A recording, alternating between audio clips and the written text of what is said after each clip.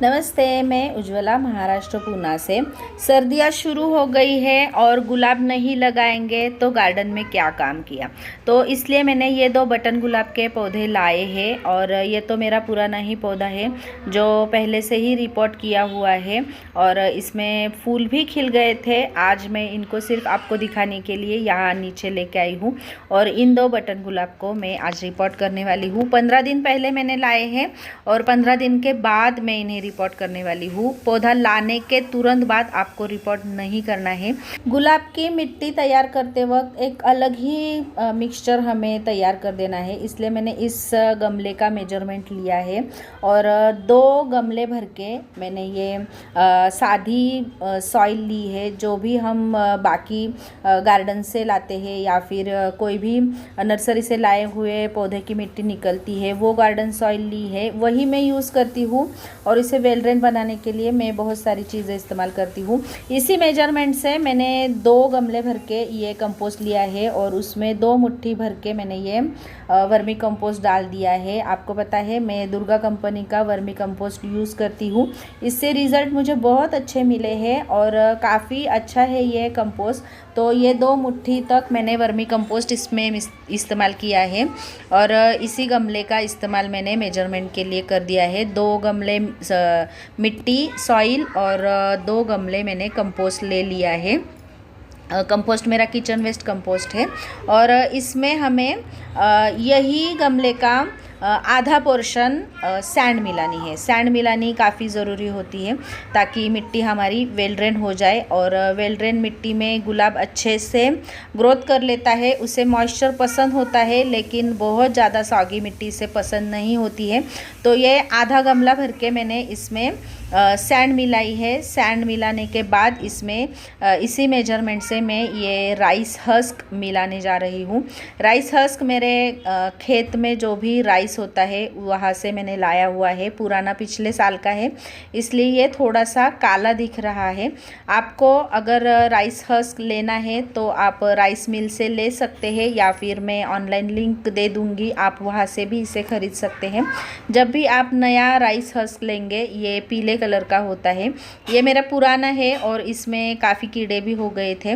Rice husk अगर store कर दिया तो इसमें कीड़े हो जाते हैं, तो इसे अच्छे से धूप दिखानी पड़ती है। और राइस हस्क गुलाब के लिए बहुत अच्छा होता है क्योंकि ये मिट्टी को वेल ड्रेन बनाता है, गमले को हल्का बनाता है, साथ साथ में धीरे धीरे डिकम्पोस्ट होके हमारे गमले को हमारे पौधे को खाद भी मिलती रहती है। इसलिए हमें राइस हस्क का ज़रूर इस्तेमाल कर देना है। आप कोकोपीट का इस्तेमाल भी कर सकते हैं लेकिन कोकोपीट में नहीं यूज़ करती क्योंकि बाद में वो अपना जो बेनिफिट होता है पानी होल्ड वगैरह करने का वो ख़त्म हो जाता है उसका और 6-7 महीने के बाद वो मिट्टी के जैसा ही हो जाता है। तो मिट्टी बिल्कुल सख्त हो जाती है कुछ ही दिनों के बाद, इसलिए मैं कभी भी कोकोपीट का इस्तेमाल नहीं करती। अब इस मिक्सचर में हमें कम से कम 2 से ढाई मुट्ठी भर नीम खली का इस्तेमाल करना है। नीम खली के कारण हमारे पौधे के मिट्टी में जो भी फंगस हो वो ख़त्म हो जाती है और नीम खली भी धीरे धीरे खाद का काम करती रहती है। तो नीम खली हमें ज़रूर से ज़रूर मिलानी है। और गुलाब को फंगस का बहुत ज़्यादा अटैक हो जाता है, जड़ों से हो या फिर ऊपर पत्तों पे हो, टहनियों पे हो, फंगस बहुत जल्दी लग जाती है। इसलिए हमें इसमें लगभग 1 से 1.5 चम्मच तक साफ़ की पाउडर का इस्तेमाल कर देना है। साफ़ की पाउडर एक सिस्टमेटिक और कॉन्टैक्ट फंजीसाइड का अच्छा कॉम्बिनेशन है और ये दोनों तरह से काम करता है। अंदर भी जाके काम करता है पौधे के और बाहर से भी ये वर्क कर लेता है। तो साफ़ की पाउडर हमें ज़रूर से ज़रूर मिलानी है। इसके साथ साथ हमें इप्सम सॉल्ट का भी इस्तेमाल कर देना है। आप अगर इप्सम सॉल्ट इस तरह से नहीं मिलाना चाहते तो आप जो भी पहला पानी देंगे उस पानी में आप इप्सम सॉल्ट मिला के हमारे गमले के मिट्टी में देना है। जब हम रिपोर्ट करेंगे तब तो इप्सम सॉल्ट से पौधे को जो भी रिपोर्टिंग का शॉक लग जाता है वो नहीं लगता है और पौधा जल्दी से सेट हो जाता है, उसकी जड़ें अच्छे से सेट हो जाती है। अब गुलाब को कैल्शियम की बहुत ज़्यादा ज़रूरत होती है और उसे पसंद भी होता है, इसलिए मैं इसमें अंडे के छिलके मिलाने जा रही हूँ। बहुत कम मात्रा में मिलाऊंगी, लेकिन अंडे के छिलके अगर आपने गुलाब में मिला दिए तो गुलाब की सारी परेशानियाँ बहुत जल्दी कवर अप हो जाती है, क्योंकि कैल्शियम इसे बहुत बहुत पसंद होता है। तो अंडे के छिलके मिलाती हूँ और ये अब मैं इसमें इप्सम सॉल्ट भी मिलाने जा रही हूँ, बाद में मैं नहीं दूंगी। आप चाहे तो जैसे मैंने पहले बताया उस तरह से बाद में भी इप्सम सॉल्ट का इस्तेमाल कर सकते हैं। अगर आप ज़मीन में गुलाब लगाना चाहते हैं तो कोई भी मिट्टी आपको चल जाएगी, क्योंकि किसी भी मिट्टी में ज़मीन में गुलाब लग जाता है। लेकिन जब भी आप गमले में लगाएंगे गुलाब तो कम से कम 10 इंच की गमला आपको सिलेक्ट कर देना है। 10 इंच से छोटा गमला आपको नहीं लेना है, 10 इंच का गमला लेना है। इसके बहुत सारे ड्रेनेज होल होने चाहिए और जो खुले होने चाहिए, जिससे पानी जो एक्सेस होता है वो सब बाहर आना चाहिए। ड्रेनेज होल को ढकने के लिए आप छोटे बड़े कंकर पत्थर या फिर जो भी नारियल के छिलके होते हैं इनका इस्तेमाल कर सकते हैं। उसके बाद मैंने ये एक लेयर मिट्टी का कर दिया है, इतने तक मैंने मिट्टी भर दी है। नीचे मैंने थोड़ा से नारियल के छिलके डाल दिए हैं और ऊपर से एक छोटा सा मिट्टी का लेयर दे दिया है। अब हमें प्लास्टिक के थैले से अपने प्लांट को निकाल देना है। ये आप देख सकते हैं बहुत सारी चिकनी मिट्टी इस पर लिपटी हुई है और ऐसे के ऐसा अगर हमने लगाया तो इसकी जड़ों के आसपास की मिट्टी कुछ ही दिनों के बाद सख्त हो जाएगी और जड़ों को पानी या फिर हम जो भी खाद दे देंगे वो नहीं मिल पाएगा। इसलिए हमें ऊपर की और नीचे की थोड़ी सी मिट्टी हटा देनी है। हमें रूट बॉल को डिस्टर्ब नहीं कर देना है। बाकी सीज़न में अगर हम लगाएंगे तो बिल्कुल भी रूट बॉल डिस्टर्ब नहीं करना है, बिल्कुल भी मिट्टी वगैरह डिस्टर्ब नहीं करनी है, निकालनी नहीं है। लेकिन ये सर्दियों का मौसम है और इसका ग्रोइंग पीरियड है, तो इस समय में आप थोड़ी बहुत जड़ें खुली कर सकते हैं और जब जैसे ही जड़ें खुली हो जाएगी तो ये रूट बॉल के बाहर आई हुई जड़ें हमारी मिट्टी में सेट हो जाएगी और वहाँ पे फैल जाएगी, जिससे पौधा हमारा घना बुशी और अच्छे से फूल दे जाएगा। अब देख सकते हैं आप इतना सा छोटा सा रूट बॉल है और कितनी ज़्यादा मिट्टी इसको नर्सरी की लगी हुई थी।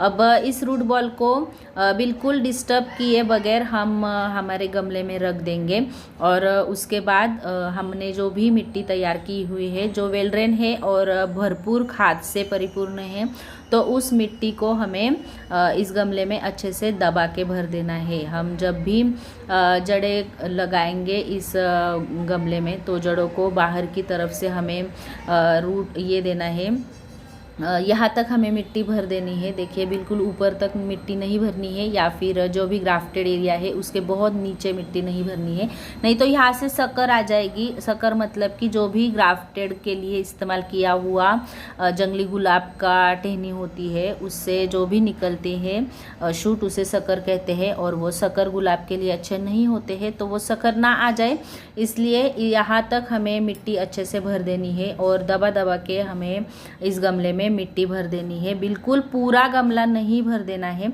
अगर हमने बहुत ज़्यादा पूरा ऊपर तक गमला भर दिया तो हम खाद वगैरह नहीं डाल सकते हैं। यहाँ तक देखिए मैंने खुला छोड़ दिया है ग्राफ्टेड के नीचे। अगर ग्राफ्ट एरिया तक हमने मिट्टी भर दी तो ग्राफ्ट एरिया हमारा सड़ सकता है, ख़राब हो सकता है और बहुत नीचे तक मिट्टी भर दी तो शक्कर आ सकते हैं। तो इसलिए एक से आधा इंच तक ग्राफ्ट एरिया से नीचे तक हमें मिट्टी भर देनी है और ऊपर से इतनी जगह हमें खाली छोड़ देनी है ताकि ऊपर से हम जो भी गुड़ाई करेंगे, खाद देंगे, उसके कारण बहुत ज़्यादा मिट्टी होने पर वो खाद भी बाहर आ सकती है पानी के साथ साथ और हम मिला भी नहीं सकते, अच्छे से गुड़ाई भी नहीं कर सकते। तो इस तरह से इतनी जगह छोड़ के हमें गमला भर देना है।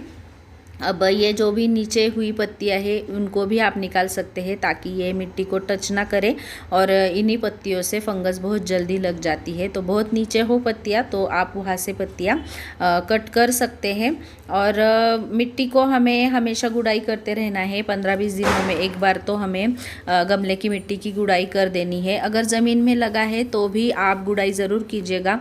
अगर जड़ों को ऑक्सीजन मिल जाए तो जड़ें बहुत अच्छे से ग्रोथ कर लेती है। और ये देखिए ये पीली पड़ी हुई पत्तियाँ वगैरह इनको हमें सबको निकाल देना है।